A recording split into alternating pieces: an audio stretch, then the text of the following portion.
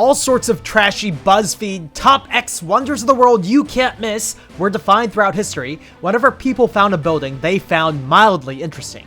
What counts as a wonder? It's a terribly loose definition if you think about it. Some lists include the Great Wall of China and the Colosseum, while others try to narrow it down by era. We are going to explore the OG world wonders in this video, first defined by the Antipater of Sidon. Antipater was a Greek wandering poet that traveled the world for inspiration around 100 BC, right in the middle of the vibrant Hellenistic period. Alexander the Great already did the legwork and conquered the ancient world, unifying the civilizations of Anatolia, Egypt, Levant, Mesopotamia, Persia, Afghanistan, and even the Indus River under Greek culture. Therefore, in order to be labeled as a great wonder of the ancient world, a building had to exist at the same time as Antipater, reside within the Hellenistic sphere of influence, be in a place he visited during his travels, and be wacky enough for him to wonder how humans managed to pull off such a construction project. Let's set sail for the wonders! The most impressive marvels that the ancient world had to offer.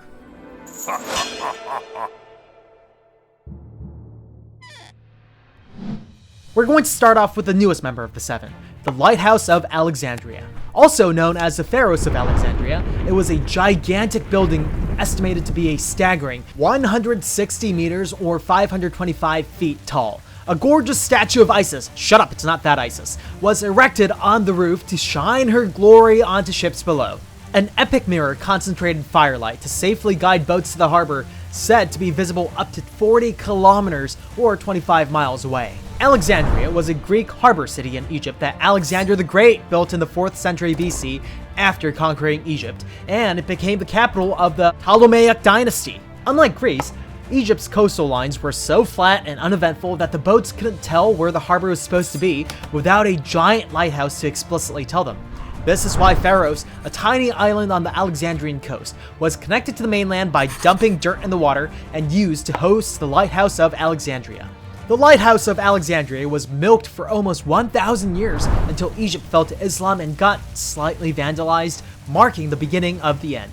Earthquakes hitting the same location over and over again slowly demolished the lighthouse until only ruins of the wonder remained in the 14th century. In 1480, the debris was used to build a coastal fortress because why the hell not, it's dead, and the wondrous Lighthouse of Alexandria faded away into a mere legend. The second member of the seven was the myth Colossus of Rhodes, built slightly earlier than the Lighthouse of Alexandria. It was a bronze statue towering at a height of 30 meters or 100 feet located on the southeast Rhodes Island. Legend has it, and different sources do disagree, that each of its feet were on opposite sides of the harbor. Just like the Lighthouse of Alexandria, Alexander the Great had something to do with this as well. The island of Rhodes was a strategically advantageous city-state, traditionally famous for its trading and mercenaries. After Alexander's empire crumbled and his successors went ham killing each other for power, the island of Rhodes was a delicious target for all factions. Antigonus's unstoppable forces, a strong contender based in mainland Macedonia, were toppling the Greek city-states along the Aegean Sea one by one, and Rhodes was next in line. Surprisingly, Rhodes managed to fend them off for 10 years until the invaders gave up and went away. This epic victory was commemorated and dedicated to the sun god Helios, and the myth Colossus of Rhodes was built on the Rhodes harbor to honor their merciful god. Alas, this wonder was also demolished by an earthquake after only 56 years. That's just so unfair. The people went to the Temple of Apollo in Delphi to demand a prophecy. Hilariously, God apparently told them to just leave it as is. No, I mean, don't touch it at all. So they just neglected the ruins for 800 years. When Islam conquered Rhodes Island in 645 AD, Caliphate Muawiyah I was like, I don't give a shit about your stupid infidel religion. Get this hideous disgrace out of my sight, and sold the scraps to the Jews. And that's how the wondrous myth Colossus of Rhodes also faded into history forever. The third wonder was built even before the myth Colossus of Rhodes, towards the end of the 4th century BC. This is the Temple of Artemis, yes, the one that's in the New Testament. It was an elegant, giant temple with dimensions of 65 by 120 meters or 213 by 393 feet.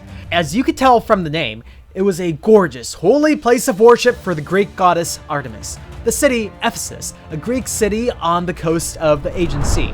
chose Artemis as their divine guardian and built her this temple in the 8th century BC so she would bless her faithful followers with holy moonlight. Oh man, this is quite the hilariously unlucky temple. It was originally built in the 8th century BC, but was then destroyed by a flood in the 7th century BC, which makes the whole "our goddess will protect us" thing kinda sus if she can't even protect her own temple. The disheartened disciples rebuilt it, but this part made me laugh out loud during my research. Herostratus, unquestionably the best troll of all history, took a look at this gorgeous temple and said, "God damn, this is a pretty temple. Everybody loves it. I mean, what kind of monster would vandalize it for no reason whatsoever? Hey, I bet if I fucking torch it, they'll have to remember my name for all eternity." And so, Herostratus, the man, the myth, the legend, the hero, committed the funniest act of arson in history and burned his city's treasure of hope down to the ground for shits and giggles. Then, he strutted around bragging to everybody that he did it.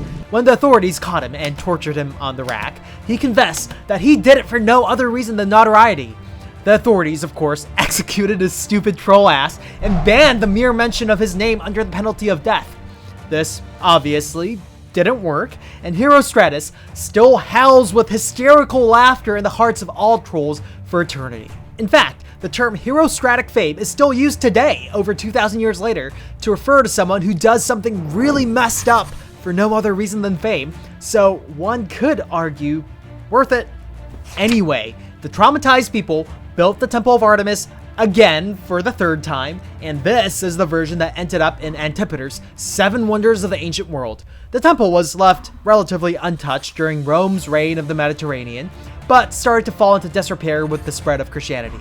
In the 3rd century AD, the Goths physically vandalized it because they didn't believe in this incompetent goddess. To be fair, the depressing ruins of the temple were still somewhat usable, so people used to come to this ruined prototype of a church and pray. In the 6th century BC, Emperor Justinian I of the East Roman Empire took whatever was left of this once wondrous temple and recycled it to build the St. Sophia's Cathedral in Constantinople, a stupid end to a stupid temple. The 4th member of the 7 is the Tomb of Mausoleum, built in the mid-4th century BC. This gargantuan building is presumed to have a base perimeter of 125 meters or 410 feet. Although we won't know for sure, we think 36 pillars propped up a pyramid roof on top of a tall foundation. 4 meticulously crafted statues of chariots were placed at the top, a true wonder for all to see. Mausolus, the dead guy inside the Tomb of Mausolus, was a governor of the Achaemenid Empire. He was in charge of the Caria region of Anatolia. The guy married his blood sister, Artemisia II, and lived in creepy incestual happiness until his death in 353 BC. His wife/sister was really sad that her incest buddy died and ordered the construction of his big grave, which is the wondrous Tomb of Mausolus. The incest building stood strong for over 1,000 years, slowly becoming the very definition of a badass grave. In fact, the word mausoleum literally means a large and stately building housing a tomb or tombs. Alas, this tomb also crumbled to earthquakes a bit before the 14th century, and the remains were looted or recycled into other buildings. Only a few decorations now remain in the British Museum, for some reason, a messed up end to a messed up building. The 5th member of the 7 was built an entire century before Mausolus. This was a statue of Zeus at Olympia, a giant seated statue around 13 meters or 42 feet tall. The entire thing was a breathtaking masterwork made of wood, ivory, gold, and precious stones. Zeus held the goddess of victory, Nike, in his right hand, and a scepter with an eagle on it in his left. The throne itself was decorated with gold, ebony, and shiny rocks with scriptures and legends etched into it. The city-state Olympia was where ancient Greece's Olympics were held. Ah, you see it now, right? When its rival, Athens, started to pop off due to leaps in its commerce and industry, Olympia commissioned the statue from the sculptor Phidias. This wonder lasted for 800 years until Christianity became the dominant religion in the region and Bible thumped this heresy into closing. The statue was hastily moved to Constantinople before it could be declared a false idol, but an earthquake and raging fire raptured the entire city 100 years later and the statue was destroyed in the chaos. The sixth member of the seven was in Mesopotamia. Alexander the Great conquered the east and loved this city so much that he made it his new capital, Babylon. Have you heard of the walls of Babylon? Specifically, the Ishtar Gate on the east side of the palace was trying to embody the precious rock lapis lazuli and was created by baking bricks covered in blue glaze. The gate and roof were painstakingly carved out of cedar wood, and the pillars had powerful mythical animals etched into them. The walls extended all the way to the gate, displaying 60 lions crafted with gold bricks that escorted the awestruck visitor out. In the 7th century BC, King Nebuchadnezzar II of the Neo-Babylon Empire conquered the entirety of Mesopotamia and built the Ishtar Gate to revive the glory of Babylon. Our good friend Antipater apparently saw the walls of Babylon a century later and thought this vibrant embodiment of Hellenistic Babylon to be impressive, although not nearly impressive enough. You see, he brutally dropped this candidate from the 7 wonders of the ancient world and instead swapped it out for the Lighthouse of Alexandria. The rejected walls of Babylon were forgotten and abandoned, and the Ishtar Gate was left to crumble in depressing ruins. Fear not, Nebuchadnezzar II built another wonder. This is the famous Hanging Gardens of Babylon. It was a behemoth of a building with all sorts of exotic plants somehow growing on every single floor, despite being in a harsh desert climate. It is said to have looked like an entire mountain from a distance. So, this is where things get a bit murky. It is claimed that the Hanging Gardens dragged the Euphrates River all the way to the top of the structure where an artificial waterfall would distribute it to the water-guzzling plants. We still have no idea how this would have been possible back then. When Nebuchadnezzar II was deleting Assyria, he married Princess Amytis of Media as a strategic marriage so his army could level up.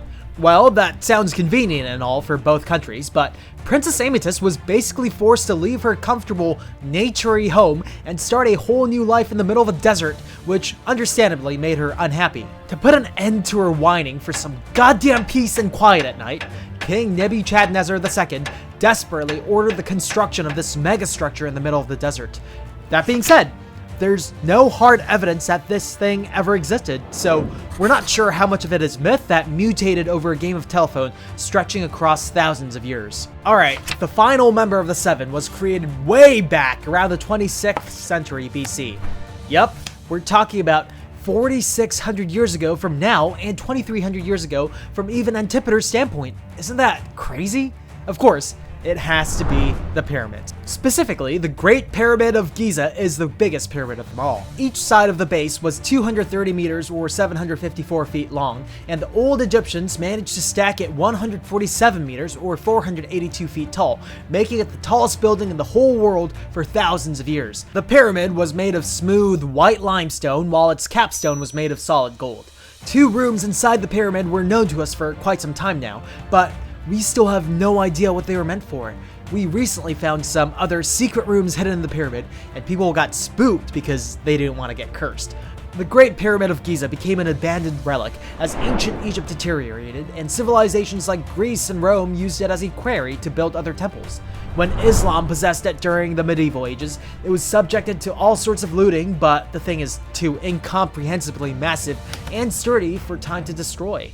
Out of all the 7 wonders of Antipater, the Great Pyramid of Giza is the oldest and the only one that survived in its original form to this day. Wow, these structures are impressive even by today's standards, and I can't even imagine how breathtakingly trippy they must have been over 2,000 years ago. Makes you wonder, what will be remembered of us 2,000 years later, doesn't it? This has been Captain David Bradford from Knowledge Raiders, and please share this video with a friend. It really does help us a lot.